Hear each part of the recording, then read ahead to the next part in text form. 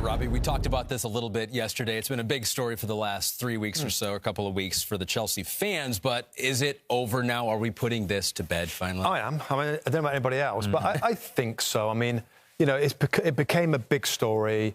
It left him out, the apologies, back in the team now. So, like, as long as he can come back in and do his thing and score some goals, I'm sure it's going to be forgotten about. I worry that if he goes for a period of 5, 6, 7, 8 games without scoring, you know, is he happy? Have they fallen out again or whatever, which could come up? But no, I've forgotten about it already. I didn't think it was that awful anyway, but, you know, that's just me. But, yeah, this is a big game for Chelsea.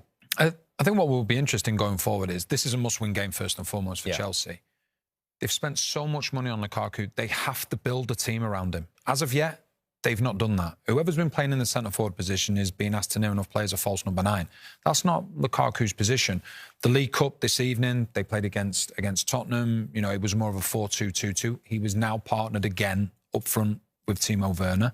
But once again, he's been asked to play that more defined drop-in role so Timo Werner can stretch the game. So I understand Lukaku's frustrations. I don't think, obviously, he went about it the right way. But now, you know, from Tuchel's perspective, he's got to look at his top signing and say, right, how do I get the best out of him? And that, for me, is when you look at Lukaku, stretching the game, running at defenders, not dropping deep and having 3 or 4 players ahead of you. Even if he emerges as that star, as the guy, the go-to guy that he needs to be for Chelsea, can they catch Manchester City? 10 points is the deficit right now. If they lose, they're out of the title race for sure. Yeah. If they win, 7 points behind, still difficult. But I mean, if they're going to win the Premier League title, they've got to win this game.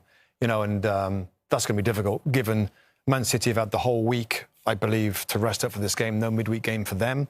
Now, we are hearing last few days there's been some kind of COVID outbreak within the Man City playing staff and the technical staff.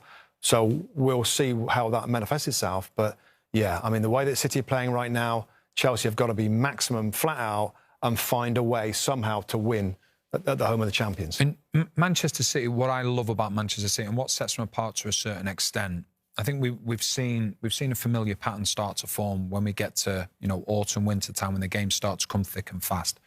Guardiola, through his coaching methods, he's got players that can play multiple positions. So he doesn't necessarily have to rely on a core 7 or 8 players or 9 players. He's got players who can play as a false 9, who can play left midfield, who can play central midfield. So he's able to keep his players refreshed all the time because they have the ability to play in different positions. And that's something that the intelligence of his players and also the intelligence of himself when he's bringing a coaching staff. I think the hope for Chelsea and Lukaku, by the way, is that they will be playing on the counter-attack. And Lukaku is better when he's running behind. So he'll pull to the outside and make those runs in behind Manchester City. That is their Achilles heel a little bit, Man City, getting caught on a counter-attack when they're so high. Of course, they have the ball so well, but if there's a quick turnover, Lukaku makes his runs in behind. And that's what he's best at. And that's what he's talking about when it's not, they don't really play my way, because it's so different, because Chelsea's build-up is slower. They roll balls into Lukaku, which I think he's great at, but he'd rather make those runs to face forward and run in behind. That's what you are holding on to. But then if you rewind the clock and you look at Manchester City when they went to Chelsea and beat them 1-0, Diaz had Lukaku in his pocket. He was incredible. But like you quite rightly say, I think if Chelsea can turn defence into attack quickly, that's when it can cause problems.